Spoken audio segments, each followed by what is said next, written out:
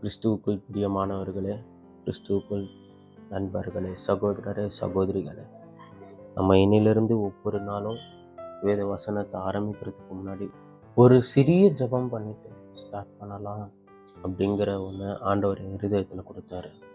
So ஆண்டவரே, இந்த நாளை காண செய்ததற்காக எமக்கு நன்றி ஐயா.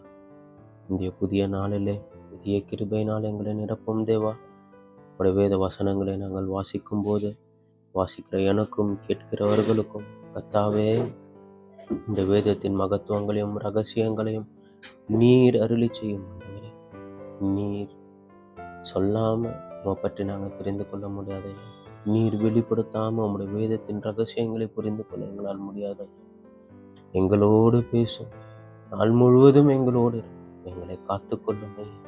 உடைய சட்டை நிழலில் எங்களை மூடி மறைத்துக் கொண்டு நீ வழிநடத்தும், பாதுகாத்துக் கொள்ளும்.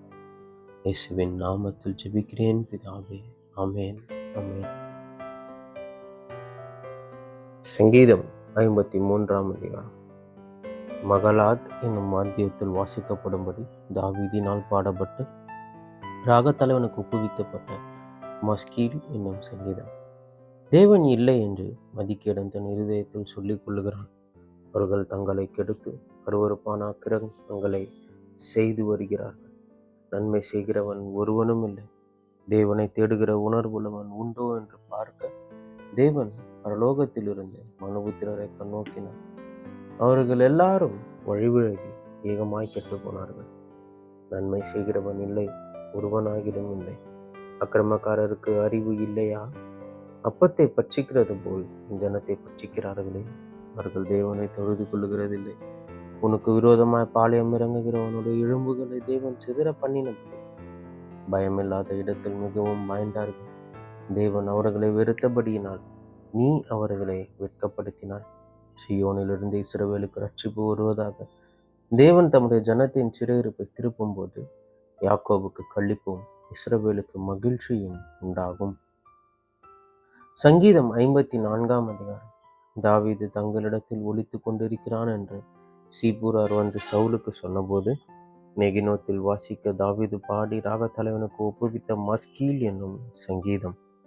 தேவனே, உமது நாமத்தின் நிமித்தம் என்னை ரட்சித்து உமது வல்லமையினால் எனக்கு நியாயம் செய்யும்.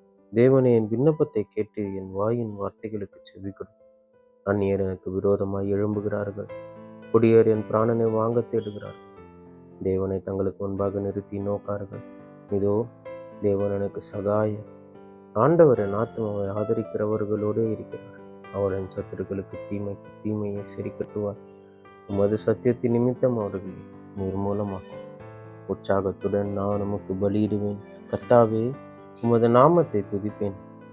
அது நலமானது. அவர் எல்லா நெருக்கத்தையும் நீக்கி என்னை விடுவித்தார். என் கண் என் சத்துருக்களின் நீதி சரி கட்டுதலை கண்டது. நீதிமொழிகள் 27ஆம் அதிகாரம். நாளைய தினத்தை குறித்து பெருமை பாராட்டாது. ஒரு நாள் பிறப்பிப்பதை அறியாயே. உன் வாய் அல்ல, புறத்தியானே உன்னை புகழட்டும். உன் உதடு அல்ல, அந்நியனே உன்னை புகழட்டும். கல்கனமும் மணல் பாரமுமாயிருக்கும். மூடனுடைய கோபமோ இவ்விரண்டிலும் பாரமாம். உக்கிரம் கொடுமை உள்ளது, கோபம் நிஷ்டூரம் உள்ளது. பொறாமையோ வென்றால் அதற்கு முன்னிற்கத்தக்கவன் யார்? மறைவான சிநேகத்தை பார்க்கிலும் வெளிப்படையான கடிந்து கொள்ளுதல் நல்லது. சிநேகிதன் அடிக்கும் அடைகள் உண்மையானவைகள். சத்ருவிடும் முத்தங்களோ வஞ்சனை உள்ளவைகள். திருப்தி அடைந்தவன் தேன் கூட்டையும் மிதிப்பான். பசியுள்ளவனுக்கோ கசப்பான பதார்த்தங்களும் தித்திப்பாயிருக்கும். தன் கூட்டை விட்டு அலைகிற குருவி எப்படி இருக்கிறதோ அப்படியே தன் ஸ்தானத்தை விட்டு அலைகிற மனுஷனும் இருக்கிறான். பரிமள தைலமும் சுகந்த தூபமும் இருதயத்தை களிப்பாக்குவது போல ஒருவனுடைய சிநேகிதன் உட்கருத்தான ஆலோசனையினால் பாராட்டும் இன்பமானது களிப்பாக்கும். உன் சிநேகிதனையும் உன் தகப்பனுடைய சிநேகிதனையும் விட்டுவிடாது. உன் ஆபத்து காலத்தில் உன் சகோதரனுடைய வீட்டிற்கு போகாது. தூரத்தில் உள்ள சகோதரனிலும் சமீபத்தில் உள்ள அயலானே வாசி.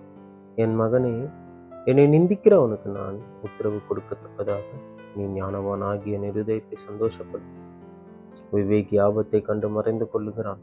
பேதைகளோ நெடுக போய் தண்டிக்கப்படுகிறார். அந்நியனுக்காக பிணைப்படுகிறவனுடைய ஸ்திரத்தை எடுத்துக்கொள். அந்நிய ஸ்திரீக்காக ஈடு வாங்கிக்கொள். ஒருவன் அதிகாலையிலே எழுந்து உரத்த சத்தத்தோடு தன் சிநேகிதனுக்கு சொல்லும் ஆசீர்வாதம் சாபமாக எண்ணப்படும். அடைமழை நாளில் ஓயாத ஒழுக்கும் சண்டைக்காரியான ஸ்திரீயும் சரி. அவளை அடக்க பார்க்கிறவன் காற்றை அடக்கி தன் வலது கையினால் எண்ணெயை பிடிக்க பார்க்கிறான். இரும்பை இரும்பு கருக்கிடும். அப்படியே மனுஷனும் தன் சிநேகிதனுடைய முகத்தை கருக்கிடுகிறான். அக்கிரமத்தை காக்கிறவன் அதன் கனியை புசிப்பான். தன் எஜமானை காக்கிறவன் கனமடைவான். தண்ணீரில் முகத்துக்கு முகம் ஒத்திருக்குமா போல மனுஷரில் இருதயத்துக்கு இருதயம் ஒத்திருக்கும். பாதாளமும் அழிவும் திருப்தி ஆகிறதில்லை. அதுபோல மனுஷனுடைய கண்களும் திருப்தி ஆகிறதில்லை. வெள்ளிக்கு குகையும் பொண்ணுக்கு புடமும் சோதனை. மனுஷனுக்கு அவனுக்கு உண்டாகும் புகழ்ச்சியே சோதனை. மூடனை உரலில் போட்டு உலக்கையினால் நெய்யோடு நெய்யாக குத்தினாலும் அவனுடைய மூடத்தனம் அவனை விட்டு நீங்காது. உன் ஆடுகளின் நிலைமையை நன்றாய் அறிந்து கொள். உன் மந்தைகளின் மேல் கவனமாய். செல்வம் என்றைக்கும் நிலையாது.